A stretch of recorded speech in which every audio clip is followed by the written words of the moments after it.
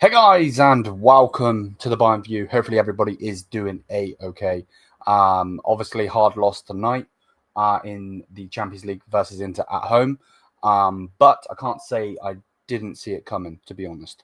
Obviously I got the main man himself, Anthony, in here from Inter Worldwide. I will put the link in the description, so please do go and subscribe to him every single time. I know a lot of you guys have come from his channel in the past, so bless up to everybody. But yeah, I'm going to shut up. I'm going to let him speak. And yeah, man, this is your turn to give your opinion on the game. Go ahead, man. Thanks for having me, brother. Big up to everybody on this amazing channel. It's an absolute pleasure to be here again. Good performance from Inter. Very happy with the result, obviously, going to your ground and being the team to knock you guys off an unbeaten streak, which has stretched 22 games, is a great achievement.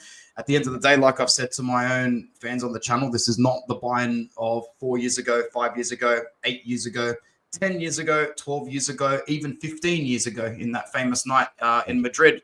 But it's still Bayern Munich in Munich. And as an Italian side, we are going to go there and play an Italian brand of football. We just needed to be efficient and be clinical tonight. And in a season where we've really tossed up 50-50, are you going to be clinical at the best times? Tonight, we were.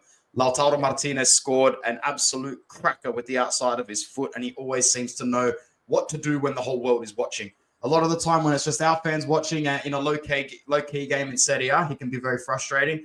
But tonight, in the battle of the world-class strikers or the world-class forwards, the Argentine came out on top, not the Englishman. There were plenty of chances tonight for your boys altogether. Like I said on my channel, I think Jan Sommer made it feel like there was two of him in the goal tonight. There is no such thing as a finished tie when you're only winning by a goal. I mean, Arsenal knocked Madrid by 3 goals tonight, and I'm still going to go and hedge Madrid to get through to the next round. They probably won't. This Arsenal team will go through. This is not the same Madrid either, but you're not going to give me those sort of odds for Madrid to progress and me not sneak something in there. But at 2-1, all I can say, I really wish the away goals rule was in still full effect, because I'd be here rubbing my hands with two away goals. But nothing is done yet. And now it's just about how Inter is going to adjust to a Bayern Munich side that is probably going to throw the kitchen sink at us from the get-go at the Stadio Giuseppe Meazza in only a week's time. Good to see Fratesi get on the score sheet today. He's had a few problems this season.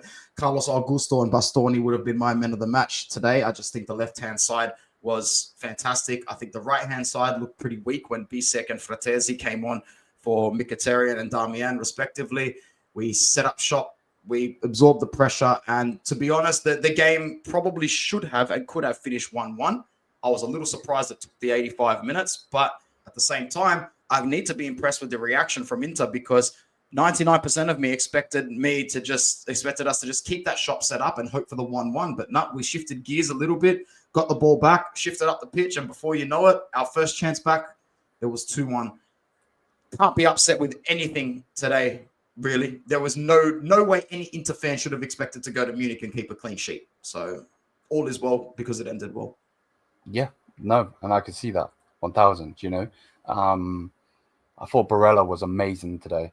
That little flick that he gave, and I'm not gonna lie, in my preview, I was really hoping that Olise might wind up a couple of your players, because I wanted him to go through the middle, not on the right hand side.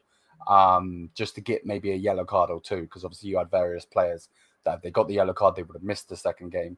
Obviously they're professional footballers, but you never know what's going to happen. The wrong tackle, wrong time, so on and so forth. But yeah, obviously that didn't happen. And yeah, Barella was amazing today. What did you make of Olise today? I thought he was good. I thought he was your best player. I thought he was the biggest threat. To us, he was a much bigger threat than Harry Kane was, that's for sure. Obviously, you're talking about two different players with two different movement skill sets and technical skill sets, but you know exactly what I mean when I say he was the attacking threat.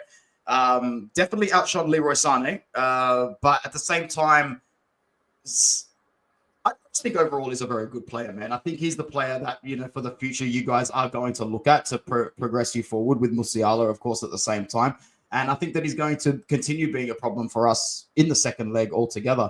He's had a pretty good season for you guys overall. And obviously you're going to know a lot more about him than we are. But just when I see a midfielder like him that has such an attacking positioning threat, it's hard for me to come on here as a fan that's only watched him a little bit this season versus, your fans who are obviously going to be religiously looking at the guy. But I love players who aren't always settled into the same position. And even when they are, they just have a footballing IQ where they can make something happen in different elements of the park. And he is an attacking midfielder with a winger's brain, in my opinion, or vice versa. He could play as a winger with an attacking midfielder's brain.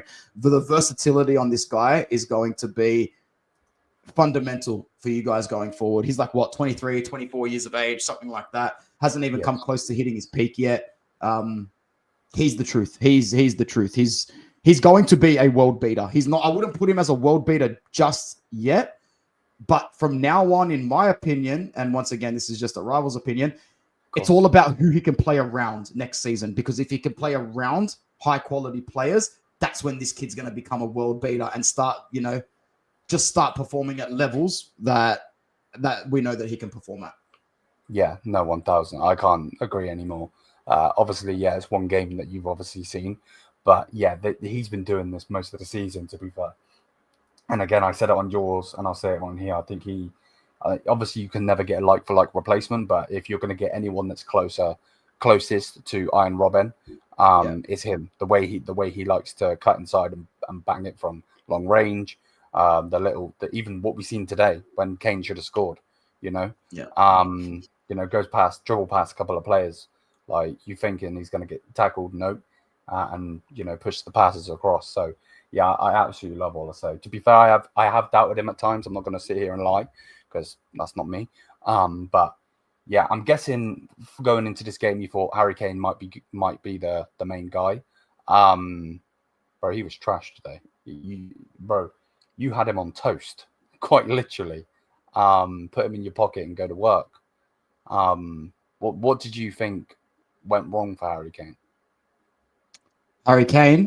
Harry Kane today, like I said to you before, I didn't know what percentage of fitness was the accurate assessment before the game, but it couldn't have been anywhere near the 80% that a lot of the outlets put out there, because there were times where the guy looked like he was hobbling, man, and not hobbling to the extent where he was injured. Just like you could see he was saying in his head, I can't give 110% tonight because I'm going to get banged up. And if I do, I can't play Dortmund. And if I do, I can't get to the second leg.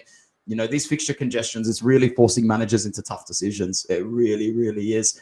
I think that he will be better in the next leg. But at the same time, he's got to now perform in front of a packed, screaming Miazza that are going to jeer him like no tomorrow. The thing about Harry Kane is that he's proven over the years that this guy thrives under pressure. He's not your average really good striker. He is world class. I do think he's one of, if not the best striker in the world for the last maybe 4 or 5 years. And, like Mourinho would say, he's not one of the bottle. He's very special, and it will take a special performance, but he's still the main guy that I'm watching out for in the second leg, because give him one chance, he'll score. Give him 2, he'll score. And before you know it, he's got a hat-trick at the Miazza, and we're going out. It's still a very realistic option. There is not an Inter fan in the world that is prepared to look forward to a semi-final at the moment. We've got a lot to take care of before then. Yeah, no, I'm with you. 1,000. And finally, your man of the match. Well, look, for me, it's Augusto. I think Bastoni got it. And if Bastoni got it, fair play to him. But as someone who's religiously loved Bastoni for like 4 seasons now, I think I'm on my next hype train. And Augusto's definitely part of my next carriage in the hype train. Barella and Bastoni are always going to be, my baby boys. They are Inter fans. They are part of, they're uno di noi, as we say. They are one of us. They're probably never going to leave the club until their form expires and their current physical attributes expire. Augusto is really good. And just for the record, we picked him up really, really cheap. Really cheap. We picked him up for 14 million euros altogether. And it was in the same market where we sent Robin Gosens to, I think, Union Berlin. Really cheap as well. Union Berlin only paid like 8.5 million for Gosens. But at this point in time, Gosens is pretty banged up. When he arrived at Inter from Atalanta, he had a whole bunch of issues, from his rectus femoris down to his ankle. He was just really, really not the Gosens that we wanted him to be. So when you factor into the account the money that we received from Gosens, we also offered Gosens 4 million a year when he signed for us, or 3.5 million a year, because we knew it wasn't going to be for a long time. It's quite a heavy wage at the same time. By the time Augusto came in, the books were like virtually balanced, plus minus 2 million. This will go down as one of the better deals of the last 5 or 6 years at Inter for sure. The Augusto in, Gosens out with a plus minus of about 2 million on top of that from us. Fantastic stuff. Like I said to you on our channel, not a single Inter fan missed Federico Di Marco today. That says everything you need to know about Carlos Augusto's performance today. No 1,000. But there we go, people. There we go. Again, big up to you, Anthony, every single time, man. Thank you for coming on. Check out his channel. Like I said, it's there. Yeah, smash the likes, hit the subscribe, and all that good stuff. And yeah, man, let's see what we can do in the next one. Let's see what we can do. Beautiful. Absolute pleasure to be here, man. Big up to you and all your gang and all your subscribers as well. Thank you so much. Bless up, bro. Peace out, people. Peace.